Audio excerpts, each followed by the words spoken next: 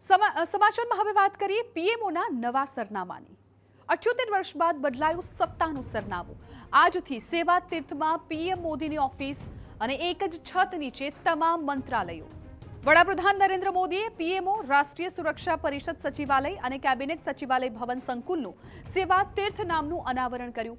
સેવા તીર્થ કોમ્પ્લેક્સમાં 3 ઇમારત છે, જેને સેવા તીર્થ 1, સેવા તીર્થ 2 અને સેવા તીર્થ 3 નામ આપવામાં આવ્યા છે। સેવા તીર્થ 1 માં પીએમઓ છે, જ્યારે સેવા તીર્થ 2 માં કેબિનેટ સચિવાલય અને સેવા તીર્થ 3 માં એનએસસીએસ અને રાષ્ટ્રીય સુરક્ષા સલાહકાર અજીત ડોભાલની ઓફિસ છે। આ તમામ ઓફિસો પહેલા અલગ અલગ જગ્યાઓ પર હતી, પરંતુ હવે એક જ બિલ્ડિંગમાં આ ઓફિસો।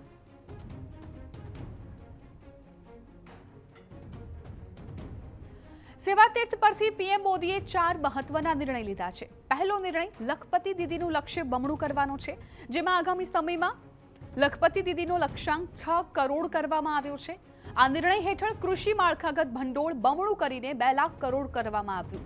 સ્ટાર્ટઅપ ઇન્ડિયા ફંડ 2.0 ની જાહેરાત કરાઈ છે, જેના માટે રૂપિયા 10,000 કરોડના ભંડોળની પણ જાહેરાત કરાઈ છે।